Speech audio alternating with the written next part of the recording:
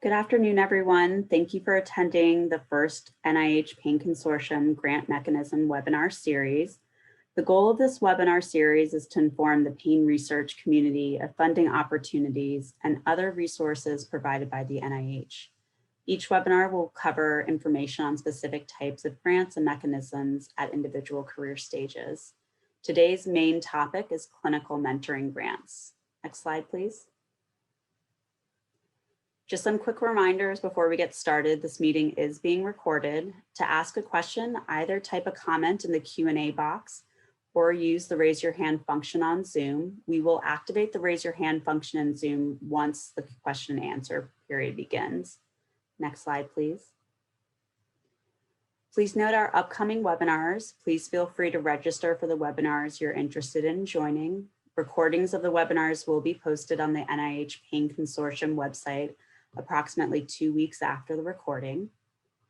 And I just want to say we have a wonderful group of speakers for today's webinars. I'm going to briefly introduce them. Dr. Walter Korschetz is the director of the National Institute of Neurological Disorders and Stroke and the chair of the Pain Consortium Executive Committee. He will give a brief introduction. Next slide, please.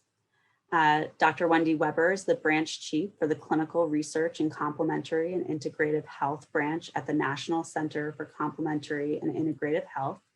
She'll provide an overview of the 3 grants that we'll be discussing today, the K01, the K23, and the K24. Dr. Erica Boone is the director of the Division of Loan Repayment. She'll provide a brief presentation on loan repayments.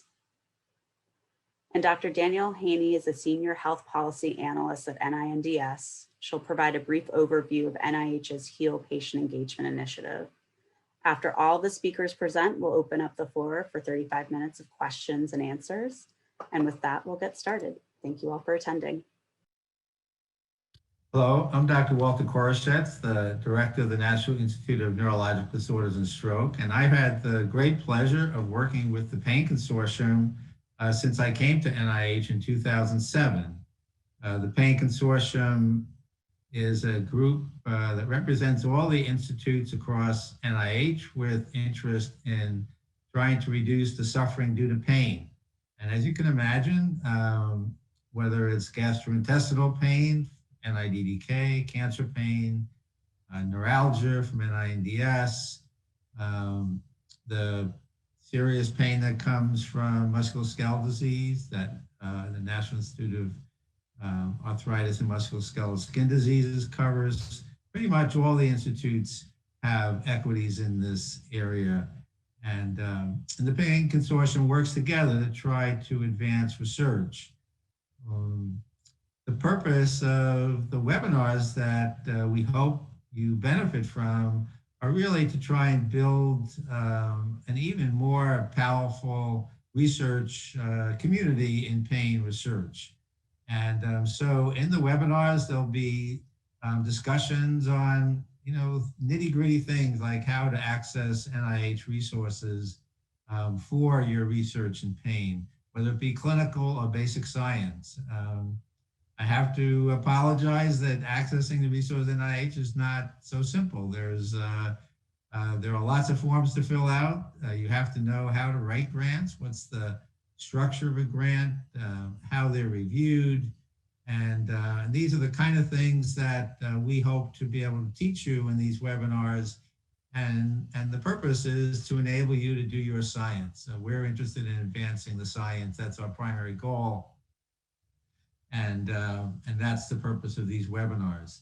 I do want to end by saying that we're in a very unique time with regard to pain research. As hopefully everyone knows, Congress has appropriated about $250 million a year for the study of pain as it can lead to a reduction in the opioid crisis and overdose deaths. So the name of the initiative is HEAL, Helping to End Addiction Long Term. That will not be possible unless we develop better non-addictive pain therapeutics. And so we have unique resources now that we did not have before to apply to the pain field. This includes particularly filling in gaps. We have funding for developing biomarkers that can be used in phase 2 trials to know whether an intervention is actually affecting the biology of a particular pain disorder. We have a platform that's been set up outside through a contract mechanism where you can bring your therapeutic agent in and have it tested free of charge in multiple different animal models of pain. We have a clinical trial network that will do phase 2 trials in pain called EpicNet. We have numerous comparative effectiveness studies and what are the best practices for treating different pain disorders. Some of these are very pragmatic trials in healthcare settings called the PRISM network. Some of them are mostly at university settings, looking at different levels of effectiveness in what's called the Effectiveness Research Network, the EARN network. So it really is an amazing time to be entering into the pain research field. And so we very much hope that the webinars that are going to be put out for you help you to really achieve your goals in improving pain science. So thank you very much, and it's been a pleasure to talk to you. Thanks. Hi, everyone. I am Wendy Weber, and I work at the National Center for Complementary and Integrative Health at the National Institutes of Health. And I am pleased to join you today to start the Pain Consortium webinar series. And today we're going to be talking about clinical mentoring grants. So just an overview of what I'm going to cover before we get to our panel. I'm first going to talk about where clinical mentoring grants fit into the NIH overall context of training. We're going to talk specifically about the mentored career development funding opportunities, the K01 and the K23. I'm going to give you a little bit of guidance that we commonly give around for our applicants who are submitting these applications. And then we're going to switch over and talk a little bit about, for those who want to mentor individuals, the mid-career patient-oriented research funding opportunity, the K24. And then I'll wrap up with just some general grant writing advice of some pitfalls to avoid, and then we'll open everything up for questions. So one of the things everyone needs to keep in mind is that NIH is a really big place, and you could get funded by any one of the 24 different institutes and centers that fund grants and fund career development awards. So it's really important that you identify which institute and center you want to apply to and learn more about their strategic plan, their priorities, and talk to them before you submit your application. NIH offers a range of different training and career development opportunities, starting from the undergraduate level all the way through the faculty level. Today, I'm going to be talking about the career development opportunities, specifically in the area of clinical mentoring. But there are going to be other sessions in this webinar series that will talk about other types of training opportunities. In the end, our goal here is to get to this flag. We want successful independent research investigators. That means that you've got great knowledge and creativity and ideas for new innovative research. You know how to write grants, you know how to publish your work, you know how to build collaborations. And ideally, with all the mentoring you've received, you'll become a great mentor as well and mentor the next generation of researchers. The NIH Research Training website has a lot of information. Today, I'm just going to draw your attention to the fact that they do have a kiosk to help you figure out which career development award might be best for you, depending on your background training and where you are at in your research training development. So what is a career development award? What's it used for? And I'm mostly talking here about these mentored career development awards. It provides time and support for you to get further mentoring and further training to become an independent researcher. The biggest issue is it protects your time. We're very aware at NIH that junior faculty often have a lot of teaching responsibilities or clinical responsibilities. And if you don't have protected time, it's very hard to dedicate your career toward research. So that's really why these were developed. All of them do have a minimum level of effort that you have to commit to doing research when you're funded by one of these awards. In many cases, it's 75 to 100% of your time needs to be put towards research. So it's really important to know that this is what you want to do full time if you're going to apply for one of these types of awards. To be eligible, you do need a doctoral level degree. You need to have a full-time position at your institution by the time the award would be made. You need to be a citizen or a non-citizen national of the US or a permanent resident. And it's really important that you not already have received a R01 level grant or a large research grant where you were actually the principal investigator. If you've already been a principal investigator, you are an independent investigator and you don't actually need a career development award for further mentoring and training. So that's why you would be ineligible at that point. All of these applications come in for peer review at NIH. So a group of peers from the scientific community out in the academic and industry world would come in and review these applications for us. They're looking for a really rigorous research plan, a good training plan of how you're going to get that additional training, and strong letters of support. They're going to evaluate your mentoring team. Do they provide the expertise that you need? And they're going to make sure that the scope of research you proposed is actually feasible and can be done within the time and budget allowed, and that it'll really set you up to do your next research project. And overall, what they're looking at is what's your potential to become an independent investigator. And that's really what they're evaluating. I wanted to show you, and I'll show you this as we go through as well for some of the other specific ones. This is a K-23 funding opportunity announcement where you can see the list of participating organizations. This is one of the things that you'll always want to check out before you submit an application. The other piece you want to check out is this table of what we call IC specific information. IC is shorthand at NIH for institute or center specific information, where it will say NHLBI will fund this % effort and this much salary support and a specific amount of research costs per year, but it does vary for each institute and center. So how do you choose the right one? Well, first of all, there are several different ones to talk about, and I've mentioned these briefly, but the two mentored awards for clinical research and for that would have clinical mentoring as part of them is the K01 Mentored Research Scientist Award and the K23 Mentored Patient-Oriented Research. So these are typically for new faculty, new individuals into their departments who need that protected time before they're ready to submit their own R01 grants. The other one that we'll talk about a little bit later are these mid-career awards for people who are ready to be mentoring the people who might be in K01s and K23s. So for the K01, the K23, for each of these, we offer 3 different versions depending on the type of science that you're proposing to do in your application.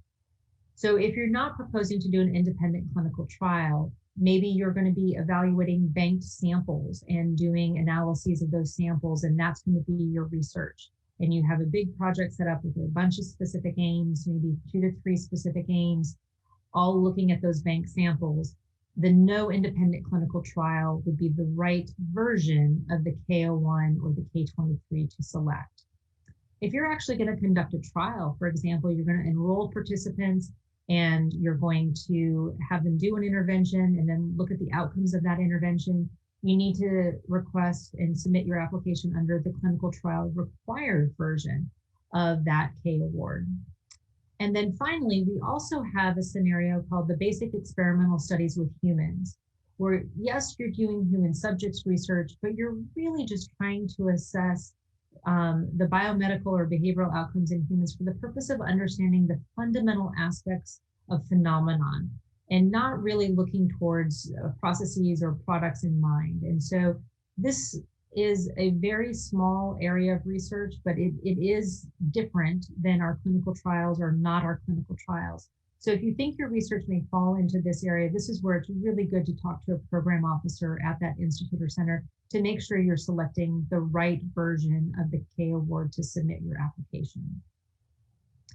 So let's talk about the K01. So the K01 is the original version of the Mentored Research Scientist Development Award.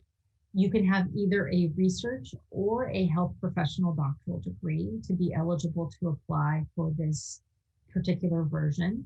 And again, you're going to be proposing career development under the guidance of a mentor and doing your own research as part of that award. So you're going to scale out your own specific aims and talk about how you're going to do that research. You'll have both a research plan as well as a training plan that you will include in your application. And there are some institutes and centers who use the K01 for individuals who've maybe taken some time off or who are transitioning to another field. That's where that table of institute and center specific information is really helpful, which you can find here. So for example, this is the parent K01 funding opportunity announcement for where clinical trials are not allowed. And if you look through our list of participating organizations, you'll see this list is actually shorter than the one I showed you previously. And there's a few institutes and centers that aren't on this list. For example, one place that funds a lot of pain research is NINDS, and they actually don't accept K01 applications for this clinical trial not allowed funding opportunity announcement. You always want to double check and make sure the institute or center that you want to submit your application to actually will accept applications through that funding opportunity announcement. How does this differ from the K23? Well, the K23 was developed specifically for patient-oriented research and was really developed for clinician researchers, as we talked about before. So in this case, you have to have a clinical or a health professional doctoral degree, and you must have completed your clinical training before you can receive this award. And this funding opportunity is similar. You propose a scope of work in your own science that you're going to do, but it's really meant for clinician researchers and who are going to do this patient-oriented research to help them become independent investigators. And that's the goal of this particular program. So that's the very big difference there is the K01 is often many PhD level individuals, for example, epidemiology or biology or other things, that they don't have a clinical degree like a medical degree or a clinical psychology degree or something like that. Again, I'm showing you an example of a K23. There's a list of which institutes and centers do support and would accept applications under this funding opportunity. And again, I'm drawing your attention to this link here where you can find specific information. I will let you know for certain professionals, some institutes and centers make some allowances for different levels of effort. And so I'll give you an example. In general, the K23 requires you to submit to have 75 to 100% effort support under this funding opportunity announcement. We want you to dedicate the majority of your time to your research, training, and career development. Some institutes and centers know that they are attracting and trying to get more surgeon clinician researchers. And in those cases, some of the institutes and centers have decided to allow as low as 50% effort being contributed to their research because they know surgeons need to spend a certain amount of time actually doing surgeries to maintain their clinical skills. And they didn't want this research award to hinder that. And so again, you can find those specifics via this link that's circled here. So for these mentored awards, it's so important that you get good mentorship. It's part of the name of the funding opportunity announcement. And so how do you do that? What is it? Well, it doesn't have to be a single individual. It can be. It's possible that there is somebody out there that is absolutely perfect and has all the skills that you're wanting to learn. But most often we're seeing nowadays with multidisciplinary research that you have a couple of different mentors that you work with. And you want mentors who have experience in the field where you want to learn more. That's the goal there. We do frequently see that as people have taken a new faculty position at a new institution, they're no longer working with maybe their dissertation mentor or who they were mentored maybe in their postdoctoral fellowship. It's somebody new. If you do continue to work with the same mentor, I really encourage you to expand your mentorship team and bring in some additional mentors for your career development award application. And know that your mentors don't all have to be at your institution. You can pull in mentors from other places. I would say be a little bit careful in letting your mentorship team get too big. We want to make sure you have time to actually do the research and not just meet with your mentors. A couple of other hints about selecting the right mentor for you: be sure to talk to them ahead of time. You want to make sure this is someone you want to work closely with, so talk to them ahead of time. You're looking for someone who's got a strong track record in publications and grants, and that they probably have already mentored other people into becoming independent researchers. They've had previous K awardees who've gone on to get their R01s. And it's really important that they're actually available to meet with you. It's great to put on your application the top person in the field that they've signed on to be a mentor. But if they send a very generic letter of support, the reviewers who look at your application are going to be like, yeah, they got this person to give them a letter, but it doesn't look like they have any time for them. So I don't think they're going to get much from that individual. You want people who are going to help you develop your career and have time for you. So what are the pros and cons? What are the advantages and disadvantages of doing a career development award at this mentored early career development stage?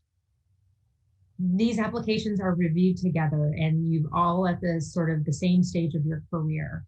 It gives you an opportunity for that protected time with additional time for training. Do you need some more stats classes? Do you need some more study design classes? Did you not have an opportunity to get that in your previous training? This is a great way to get that type of education. It also gives you a track record of funding once you get this. And most importantly, it gives you the funding to do some preliminary studies to get yourself ready to submit your own R01 grants. There are a few downsides. The research support is limited. Sometimes it's only $25,000 a year. Other institutes or centers may give you $50,000 a year. So the scope of work has to fit with the amount of funding that's available. And this is a pretty big commitment on the institution side to support you. Some institutions decide that it's not to their advantage to have a lot of these at their institution. So make sure that wherever you are, your hospital, university, wherever you're located, that they will allow you to submit one of these types of applications. And it can be hard to find mentors. That can be a real challenge. So some advice that we give in general to people who are putting together career development awards is make sure the scope of research you're proposing is aligned with the institute or center that's going to get it. Focus on doing some preliminary work that sets you up to publish that work and then to submit your application for the larger scale studies later on, whether that's R01s or other types of funding opportunities. And double check to make sure what you're submitting is what's allowed by that institute or center. Do you have the minimum level of effort that's required for your salary support? Are you within the salary cap for the budget that's allowed by that institute or center? And is the budget that you proposed for your research plan and training expenses within what's allowed by that institute or center? In these career development awards, it's sort of the starting piece. So you want to make sure that the direction you're going sets you up for a future career and really will set you in a direction where there's opportunity to expand and do more research. Make sure you've got good mentors in your application. Spend just as much time on your career development plan as you do on your research plan. They are both evaluated and critically looked at by those reviewers. You have to justify that you actually need that additional training. And remember, you're trying to convince the reviewers about your potential to develop into an independent researcher. So that's what you're trying to do in your application. So I'm going to switch gears and talk about what about those people that are in the middle of their career and they're doing this great research and they have all these funded studies and are doing clinical research. And they have people that want training underneath them, and they just don't have the time to devote to training all of these potential individuals underneath them, whether they're postdoctoral fellows or whether they are K awardees or whatever it may be. This is the award that can help protect some of your time so that you can have the time to dedicate to train up the next generation of clinical researchers. So you have to be at the associate professor level. And you also have to have a health professional doctoral degree to be eligible. And these are for people who have a track record of supervising and mentoring patient-oriented researchers. And you have established funding now and will continue to apply for funding. And the goal here is that you have some protected time to enhance your skills at mentoring and doing patient-oriented research, but also that you protect your time so that you can actually mentor these junior clinical faculty. That is the big goal of this. Now, you'll see the list is even shorter on the K-24 funding opportunity announcement of what institutes and centers participate here. So be sure that you know that your funding agency will accept this type of application. So before I wrap up, I'm just going to give a little bit of general advice. And I think you've heard me say this now probably 5 or 6 times, but trying to make sure you get this take-home message. You have to submit your application in response to a funding opportunity announcement. And so it is so critical to confirm that the institute or center that you want to get your application actually participates and will take the application. If they're not listed on that front page, they cannot take your application. It's not allowed by NIH policy. So be sure that you're submitting an application to the institute or center that you want it to go to. And the other thing is make sure that it's the type of science that they want to fund. Talk to a program officer there early on as you're developing your application. Another just general bit of advice is proofread your application or have somebody who hasn't looked at it a lot read through it to make sure there aren't a lot of errors or inconsistencies. It just never goes well in peer review to have a lot of errors in your application. People get frustrated when they read an application that appears to be put together in a sloppy manner. For these mentored awards, you're balancing. You're trying to show that you have great experience and you have all this potential to become an independent investigator, and yet you're also justifying why it is you need additional training and additional mentoring. And that's a very delicate balancing act. And so be careful that you don't sell yourself as this great independent researcher, because they'll say you don't need a career development award. And yet if you say, I need all this mentoring and all this training and I need all of these other things, they're going to say they're not ready. It'll take them 10 years before they're ready to do independent research. So you've got to sort of walk and find that line in between and balance those out. Key points. So I've covered this: match your science with the strategic priorities. Check out the NIH website on training and career development to learn more information. Contact program officers early. Talk to your mentors, talk to your peers, find out who is a good initial contact at that institute or center when you've got your specific aims, and have them take a look at that. Do this a couple of months before you submit your application so you can actually take to heart the recommendations and information you get, because you may need to find a different institute or center than you originally thought to submit your application. And then finally, use the Project Reporter website to identify what research is already ongoing, potential PIs that you could work with that might serve as really good mentors for you. Hello, everyone. My name is Erica Boone, and I am the director for the NIH Division of Loan Repayment, where we administer all aspects of the extramural loan repayment program. And while there are 27 different institutes at NIH that all have differing research foci and priorities, we do have the unified goal of supporting research training and career development for the next phase of the biomedical research workforce, and that includes you. We all understand that debt is one of the top ranked barriers to an individual being able to start or sustain their biomedical research career. And this is where the NIH loan repayment programs can come into help for you.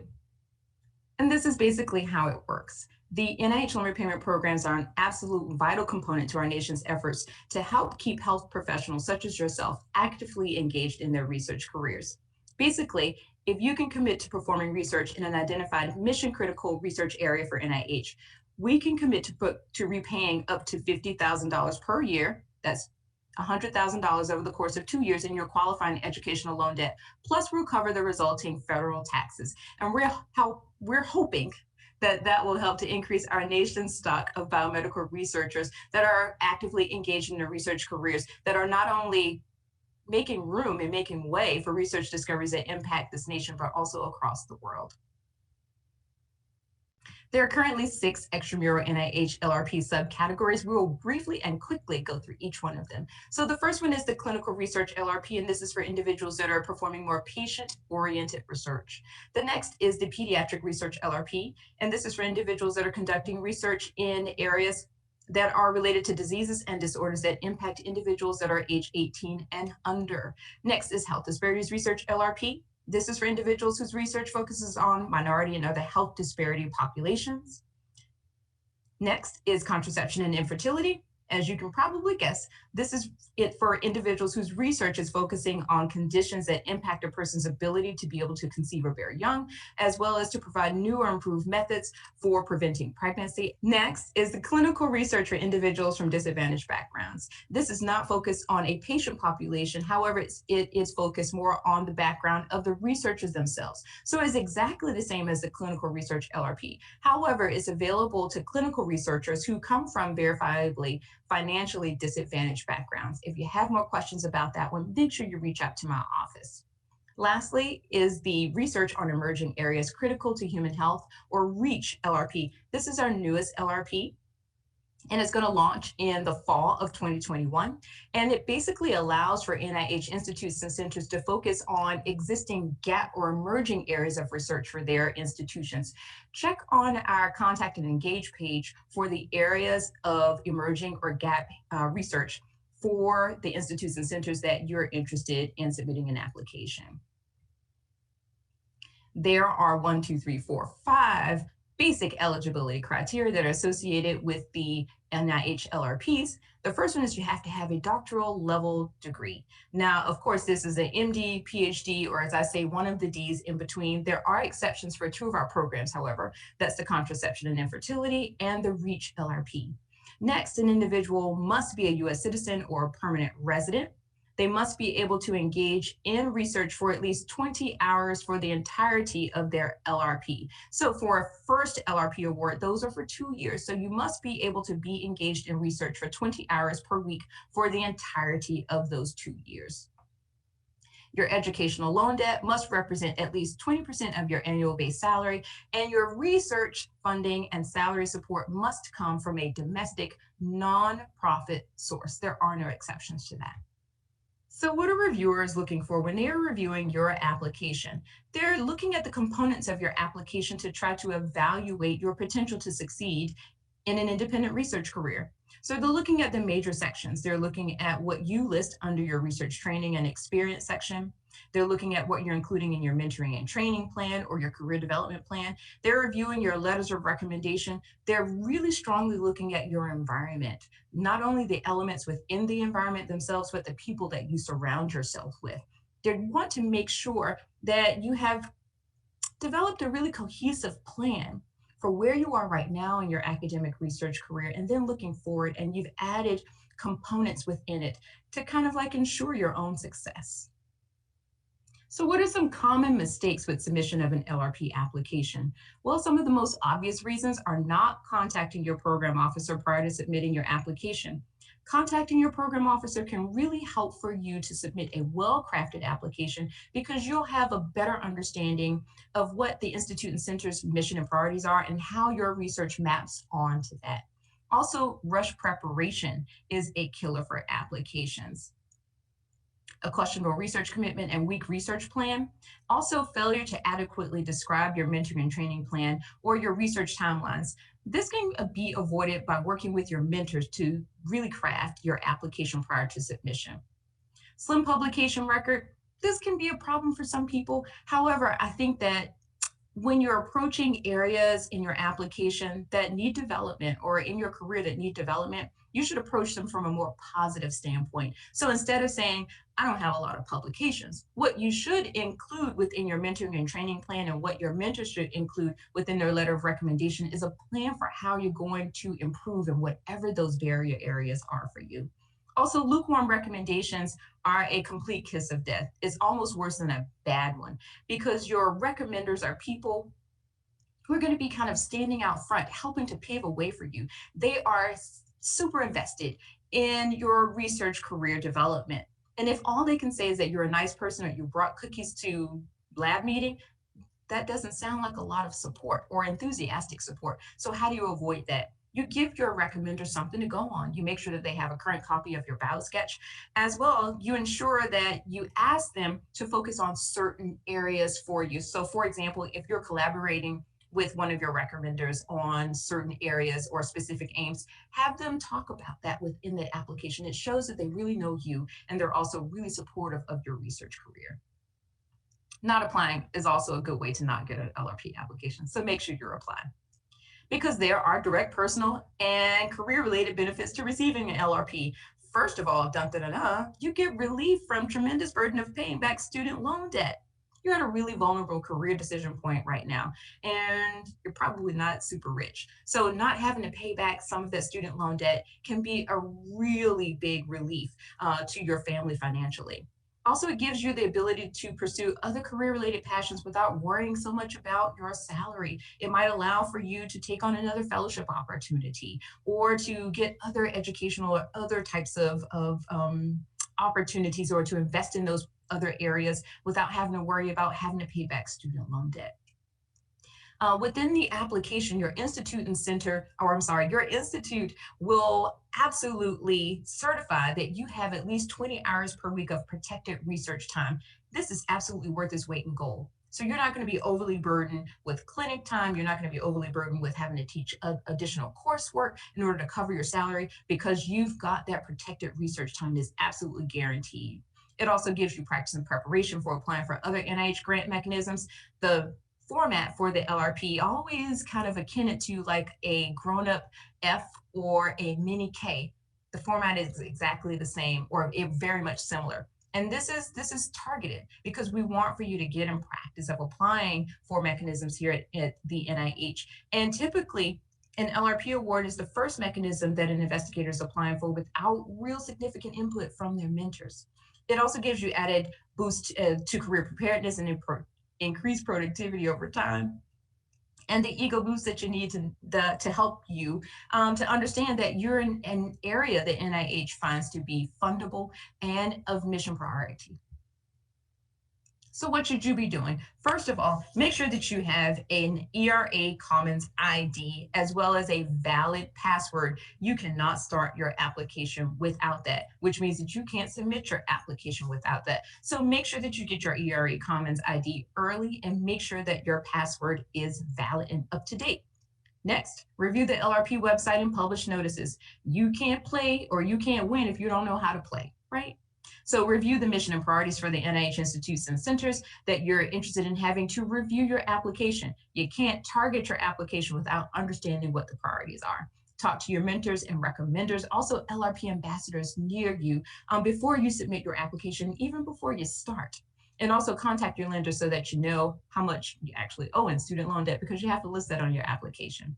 So we have lots of different resources. We have our LRP website. We have the contact and engage page within our website. This lists the priority areas as well as the LRP program officers that are affiliated with the loan repayment program within their institutions and centers. They're the people who have the secret sauce. They've got the secret ingredients that you need in order to be able to craft your application. We've got the LRP Ambassador Program. These are individuals who have received LRP awards before, and they're so excited about the benefits that they're willing to talk to people who are trying to apply. So they're willing to talk to you about how they approach their application and the components within their application. We have our LRP dashboard that has lots of interesting information on statistics for the program. As well, the NIH Reporter tool can be really invaluable for you to understand which other institutes and centers are funding research of your interest. So not only you're thinking about your LRP award, you're thinking about your K, you're thinking about your Fs. So utilizing the reporter tool will give you an opportunity to really kind of figure out where else can I be applying for additional funding support for my research. So in summary, the NIH LRPs will repay up to $100,000 over 2 years in your educational loan debt. And this, of course, depends on your educational loan debt level. We'll cover most of the resulting taxes. The initial contracts are for 2 years. So initial LRP awards are for 2 years. And then you can apply over and over and over for competitive renewal. So an individual can theoretically go from having hundreds of thousands of dollars in student loan debt down to zero. I know you want that to be you. So our overall success rate is about 50%, and the application cycle opens on September 1 and closes on November the 15th. Here are some ways that you can contact the LRPs or get information. Twitter is a great way to keep up with what's going on with the NIH LRPs. My name is Erica Boone. I'm the director for the NIH Division of Loan Repayments. We're hoping to hear from you soon. Oh, hello, my name is Danielle Haney, and I'm a Senior Health Science Policy Analyst in the Office of Pain Policy and Planning at the National Institute of Neurological Disorders and Stroke. Today, I'll speak to you briefly about the NIH HIL Initiative patient engagement activities. Patient engagement is truly important from the top of the NIH, including Dr. Francis Collins, NIH Director. He views it as extremely important to ensure there's engagement in clinical trials, there's an increase of underrepresented groups participating in research, and also that we make it a priority to return the information that we receive from those trials back to patients themselves. Building up on his example and those of others who do patient engagement, we've created 3 priorities for HIL patient engagement, including creating a HIL patient engagement governance structure, increasing patient engagement in HIL studies, and providing resources for the HIL community. On the next slide, I'll go into a little bit more detail about how we intend to do these things. In order to add patient engagement governance to the HIL initiative, we will create a patient engagement work group. In fact, that group has been created and been in development since August 2020. We are now seeking to build a community panel to provide ongoing input to the HIL initiative from patients and stakeholders called the HIL Community Council. We also are seeking to develop structures to determine the types of engagement ongoing in HIL studies. And lastly, we want to determine the existing tools to monitor engagement and recruitment efforts across trials. Once we determine the best ways to monitor recruitment and the types of activities ongoing, we can determine how to better support our investigators throughout the initiative. Our second is to increase patient engagement in HIL studies. That is to propose supplements to enhance engagement and promote recruitment and retention across trials. Require trials to develop a framework to increase engagement and include community panels. And our third step is to provide resources for stakeholder engagement. Support development of engagement strategies in HIL. Consider funding focus groups for HIL patients, stakeholders, and providers to really give us quick rapid fire answers on some of the needs that we might have. Facilitate the development of best practices and stakeholder engagement. That really involves us speaking with the community and understanding what they have done that's been successful, having HIL workshops and things of that nature that will allow HIL investigators, but also the opportunity to collaborate with others in the engagement space. Previously, we've had workshops with the FDA Office of Patient-Focused Drug Development. We've also spoken a great deal with PCORI and trying to understand some of the best ways to engage. So we really seek an opportunity to bring those resources together to better help our investigators with engaging with the public, but also engaging with those in their studies and engaging with the communities whose lives will be impacted by their research. The HIL Community Council, as I spoke to previously on the slide, is that will be composed of people with lived experience who will provide input on issues facing those with pain conditions or opioid use disorder to NIH staff and HIL leadership. Some of their key functions will be to provide recommendations on research topics and priorities that are important to patients, provide guidance on optimal ways to identify barriers to recruitment and retention in HIL clinical trials, identify best practices and strategies to connect with investigators and stakeholders, and also inform our external advisory committee, the multidisciplinary work group, on really how to guide some of the research and ensure that we are being patient focused and really considering the different populations within the HIL initiative.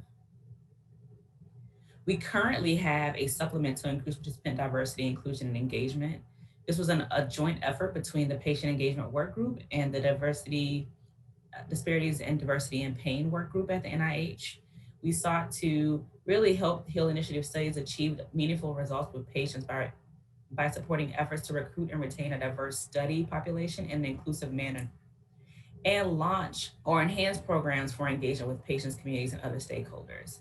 This announcement is definitely open only to HIL investigators, but this is one way that we are seeking to infuse and support our investigators in really having more patient engagement in their studies. Some of our next steps are to really continue to work with NIH program scientists and investigators to understand engagement issues unique to populations in HEAL, to gather input from community stakeholders, organizations, and HEAL community to guide best practices for engagement, and to lastly, develop a plan to promote representation among participants in HEAL clinical studies. I would like to thank all the members of the HEAL Patient Engagement Work Group. This work group, once again, consists of program and policy staff from across HEAL, considering ways to integrate patient perspective into ongoing and planned research, overseeing HEAL patient engagement governance and groups and activities. That completes my talk. Thank you for your time.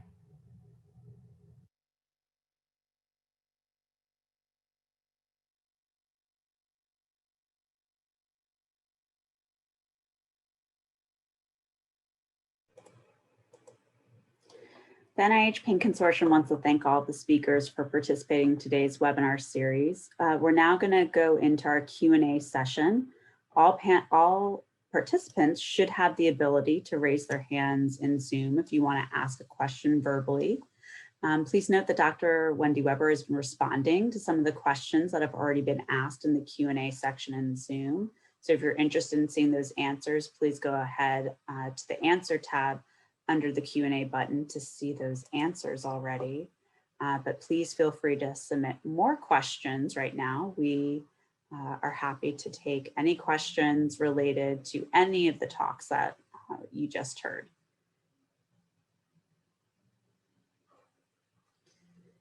Okay, so the first question, it's thanks for the useful webinar. I'm applying for a K-24 via NIAMS in the June cycle.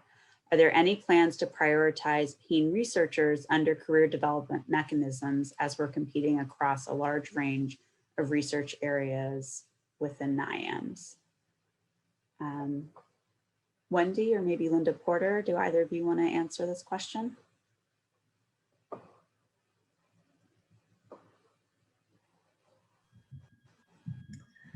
Hi, Laura. This is Wendy. I think you probably need to reach out to the program officer specifically at NIAMS to find out what their priorities are for their K-24 portfolio and where they're looking to build that. It's usually quite specific to the institute and center, sort of how they use the K-24 mechanism and what sort of areas where they already have a lot of clinical mentors and where they're hoping to expand and have more mentors. But I'm not aware of any specific plans across NIH to expand for pain, but certainly pain is a priority area for NIAMS as well.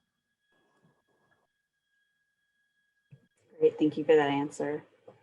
The next question that's just come in is, for the K-24, how much current research is recommended? Do you need an active R01, for example, to be competitive? So this is Wendy again. I'll start, and please, anybody else who's on the panel that wants to chime in, because it is sort of specific to each institute and center. For us I'm at the National Center for Complementary and Integrative Health, and we definitely do require at least one R01 to be currently funded by the K-24 applicant or some similar level of funding, potentially from a non-NIH source. We want our those that are mentoring other clinician scientists to be able to show how you get funded. And so having a track record of funding and having existing funding projects gives them something to work on, as well as shows them how to do that process. So that's for us at NCCIH, but I don't know if anybody else wants to speak up.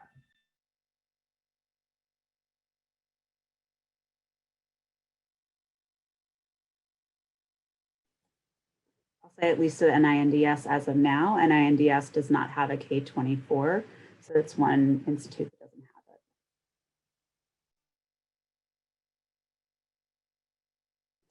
Okay, we'll go on to another question. For a K proposal, do you have NIH or HEAL provided training or other recommended resources for developing my skills in recruitment and retention strategies and patient engagement in diverse groups?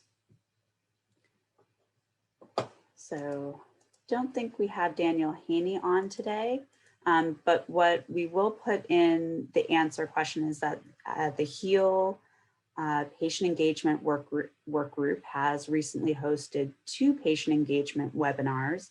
One, the video link is already available, so we can share that link in the chat. It's a great view. The second video should be released shortly. And especially in both of these videos and workshops, there was a lot of discussion about how to improve recruitment and retention strategies in a diverse group of pain patients and OUD patients within the HEAL initiative. But anybody else on the panel, feel free to respond to this question as well. Hi, this is Sharice. I just wanted to briefly mention an additional workshop. I know that we don't have a collated list, but there's also the Achieving Health Equity in the HEAL Initiative workshop that happened in February. And that's also a summary is posted and the recording is posted on the NIH site. So I will also post that, and that had some information about recruitment retention strategies of diverse populations and inclusion as well. Perfect. Thank you so much for that reminder, Sharice. It was also a great workshop. I highly recommend you guys check it out as well. Another question that we have come in is, I have a PhD in biomedical informatics. If I apply for a KO1 with the clinical trial, will that be looked upon as okay since it's not entirely data focused? So again, this is Wendy. I really recommend you find a program officer to talk to at the Institute or Center where you'd be submitting that K award. They can give you a sense of how different types of applications review.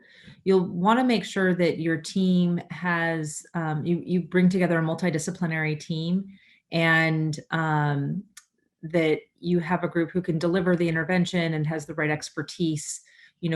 For clinical trials, we do typically see pretty large multidisciplinary teams, with a biostatistician, a clinician who is familiar with the condition that you're treating, as well as someone familiar with the intervention that you're delivering. And as having a degree in a completely different field, sometimes reviewers have questions about whether you have all of the necessary expertise as part of your trial to conduct, whether you have access to the patient population, for example. So it depends sort of how you fit into your department. But I would again encourage you to talk to a program officer.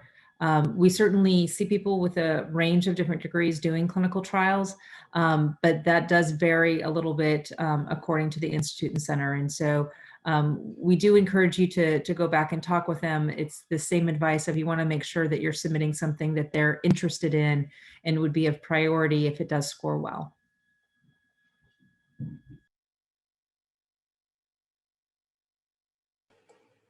Great, thank you.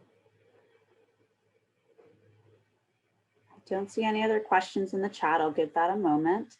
I'm also going to check to see, I don't see any hands raised, but if I'm missing one, panelists, please let me know. Laura, while we have a pause moment, this is Linda Porter. I did want to mention to folks who are listening in that on the NIH Pain Consortium website, there's a list of the primary Pain Consortium representatives for each of the institutes and centers that are part of that consortium.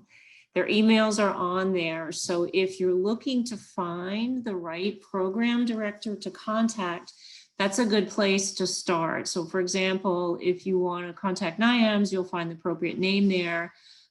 They can direct you to their training office or their career development office, program officer, for example. So it's a good resource to help get you in touch with the right people. Thanks. Thank you, Linda. It's very helpful advice. I'm going to give us a couple more minutes just to see if anybody has any other questions. And panelists, if you have any other advice for the investigators on the phone, please feel free, based on kind of the clinical mentoring awards that we're talking about today.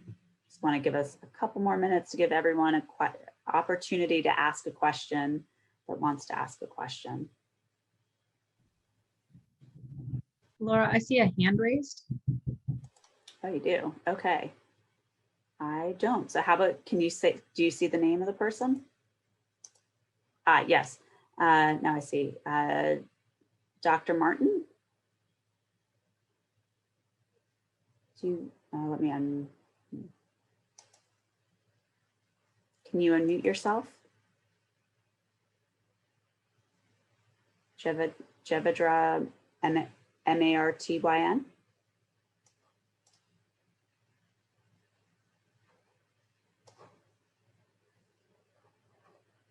Greg, we may need some help unmuting if you could help.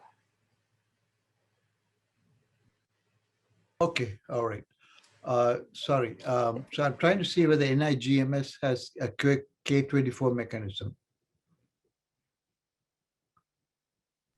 So I'd encourage you to just pull up the funding opportunity announcement for the K-24 and look to see if they're listed. I don't know that off the top of my head, but I always encourage you to double check anyway. All right, very good, thank you. And unfortunately, we don't have an NIGMS representative on the call today. Great, thank you for that question. Okay, so a few more questions have come in over Q&A. Does the HEAL initiative have specific program for early stage investigators? Dr. Porter, do you want to take this? Yeah, sure. This is Linda. It has a diversity supplement, which could be early stage investigators for folks who are coming in from underrepresented populations in research. So that's worth looking for. That should be in the NIH guide. But specifically for early stage investigators, there currently is not a specific program announcement or funding opportunity announcement out for HEAL investigators. We did have last year and may re-release a training supplement, which adds additional money to a primary investigator or co-investigator on a HEAL application to support training with resources for early stage investigators. And I think, just stay tuned through the HEAL website for more opportunities as they arise. They're very good about posting funding opportunity announcements pretty much the moment that they come out. So I'd please keep an eye out there for HEAL specific FOAs. Thanks, Laura. Great, thank you. Another question is, can I apply to a K-23 if I'm currently doing residency? So you could submit your application during your residency, but your clinical training needs to be complete before you would actually be able to start your career development award. And the main reason for that is you've got to devote, 75 to 100% of your time now to research, and you can't do that when you're in a residency. But you can submit your application while you're finishing up your residency program. Great, and then kind of a similar question. This question says, based on the presentation, I know that postdocs and early career folks are eligible for Ks. Do these applications get reviewed together or separate based on status? I can answer that, Laura. So the institutes actually review their career development and their F awards, which are for postdoctoral fellowships or for pre-docs and MD PhD programs.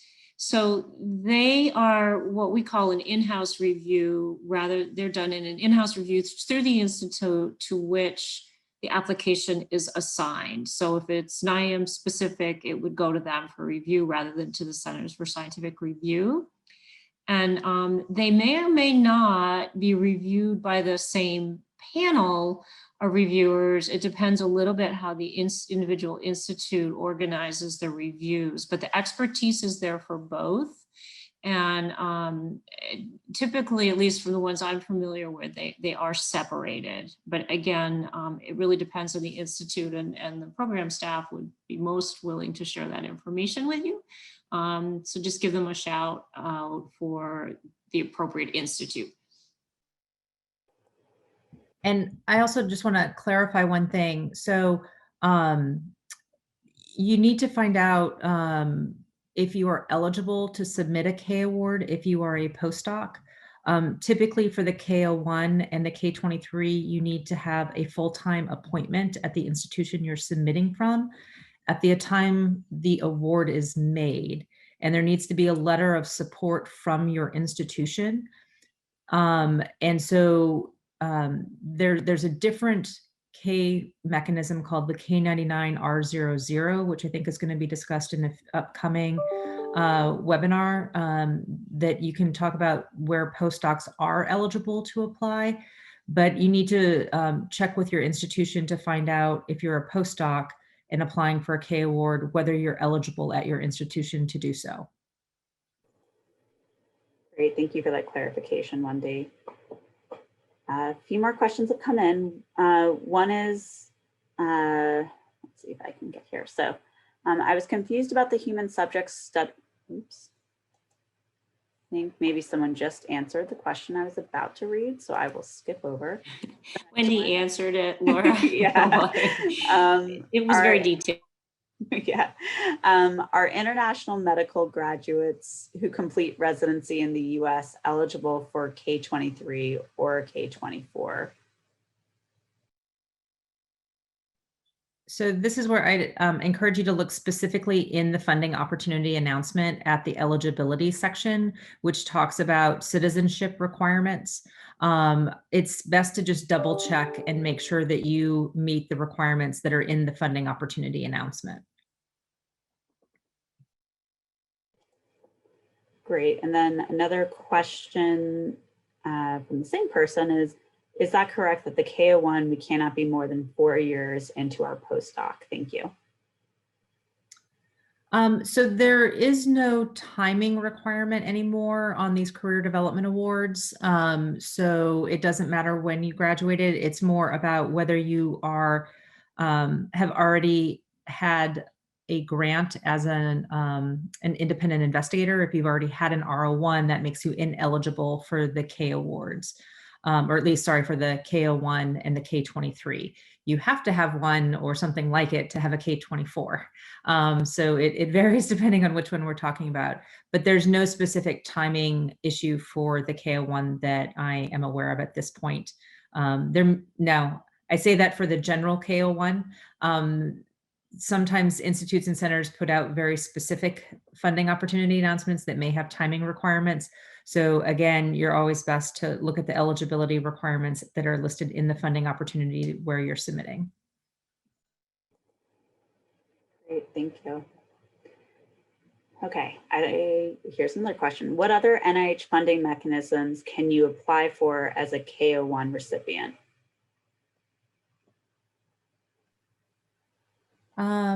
So I think the question is asking, once you have a K01, what can you apply for? Is that how you read that question, Laura? That's how I read the question, but if we're misinterpreting it, please feel free to clarify in the chat, or if you raise your hand, we can unmute. That's correct. Okay, so once you have one of these career development awards, you're eligible to apply for pretty much anything at NIH other than another career development award or something that would be earlier in your career, like you can't then go on to a postdoc, for example. So you can apply for R01s, you can apply for all of the various different mechanisms that are out there, R21s and other things that are available. You may want to look at the specific timing recommendations that are in the funding opportunity announcements of the K award, of sort of what the timing is.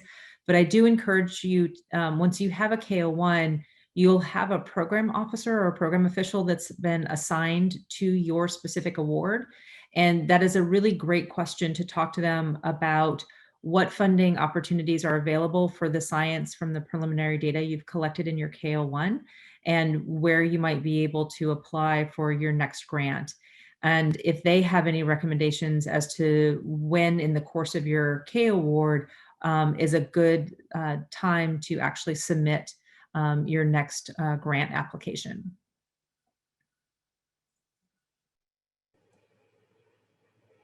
Great.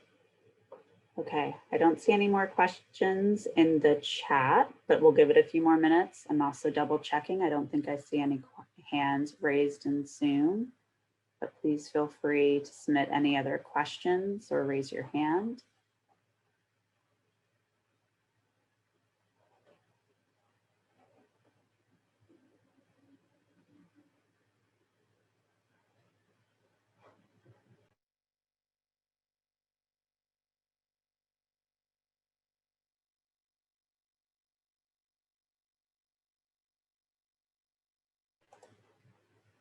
Nina, did I see you raise your hand?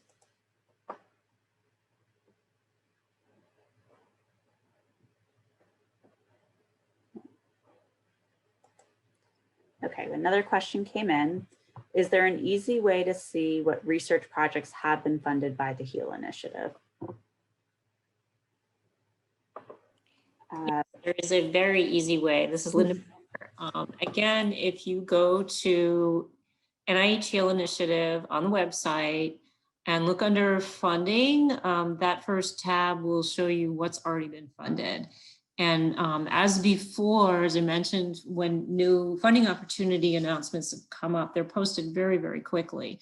The same is true for grants, for grant awards, including supplements to those grants. And they all have a little brief description of what the research is about. It also takes you to the abstract and gives you information on the investigator, the institution to where it's attached, and a lot of other interesting things. The HEAL also shows you, so you can do a word search if you're looking for an individual who has an award, for example, or a word keyword in the title, or you can search it by the categories which HEAL breaks down into as far as types of research. So it's pretty easy.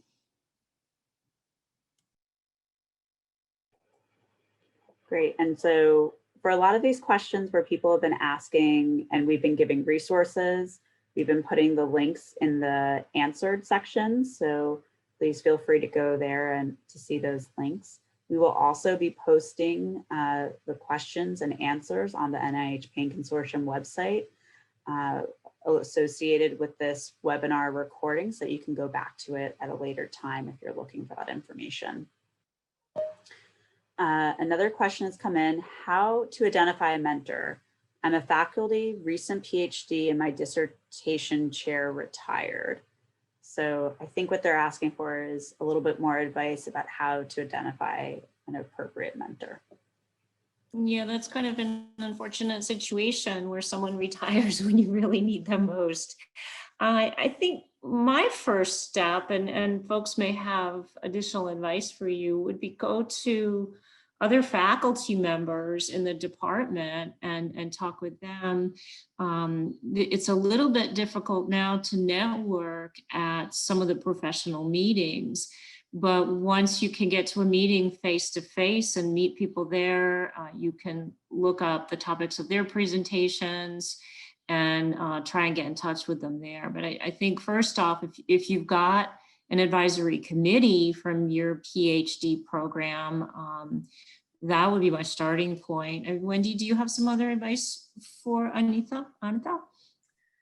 Yeah, I think the other thing I'd say is, who else in your department has a really good track record of funding? Has anybody there mentored other individuals, or does your institution have a CTSA program where maybe they have a mentoring group that works with a variety of different trainees at different levels? What I often encourage people to do is, who do you want to work with? Who in your department is, someone that you want to emulate or you want to learn from, that's, been successful getting grants and publishing, and you think that you can learn from, is what I would recommend.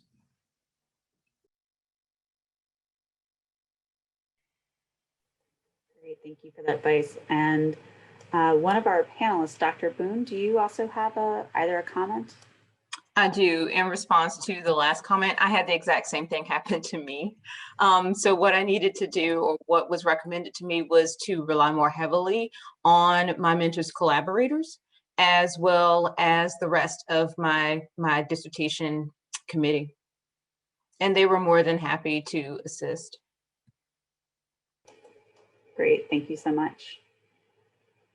Another question, I'm sure I'm missing or misunderstanding something. Where can I find the ICs that participate in the FOA for this award? Okay.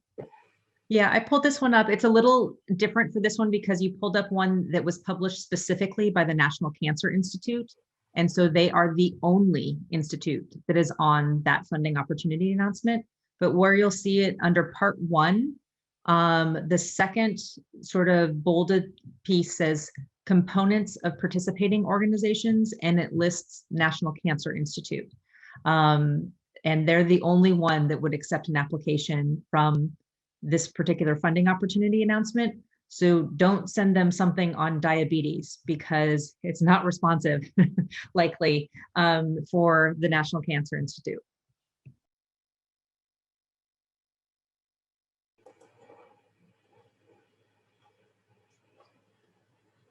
Okay, I'll give it another minute or two to see if anybody else puts any other questions into the chat.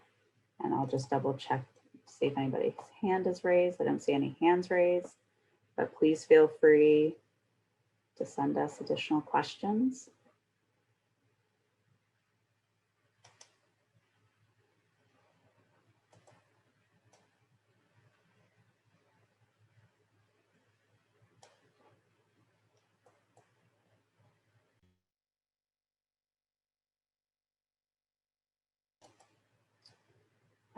Next question is, does NIH have any postdoc positions for pain now? I'm assuming this is asking about the NIH intramural research program. I honestly don't know off the top of my head if they have something open right now. I would check with Catherine Bushnell, who is one of the leads in the pain program for the NIH intramural pain research, and check with her. Typically, they would be posted on the usajobs.gov, but she might have a more direct answer about postdoctoral positions specifically in pain. There is a fairly robust pain research program going on at the NIH, and she has a lot of knowledge of what's happening in the individual labs. Good luck. We hope there's something open.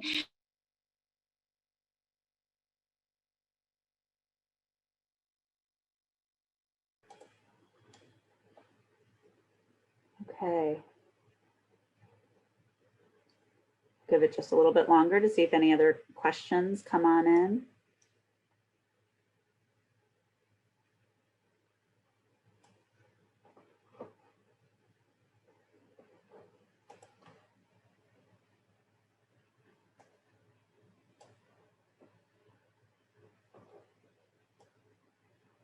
Okay. Not seeing any questions. It looks like we've kind of slowed down and I don't see any hands raised. So I think we'll begin wrapping up. I want to thank all of the attendees for joining us today. We really appreciate you joining our workshop. I want to thank all of the speakers and the panelists for answering questions. Just so everyone knows, our next webinar is scheduled for May 13th at 3 o'clock, and the topic is preclinical and translational training grants. And we hope to have everyone join. If you have any questions, please feel free to reach out to us. And again, this webinar will be posted on the NIH Pain Consortium website in about 2 weeks, as well as with the question and answers. Thank you all for attending. Have a good day.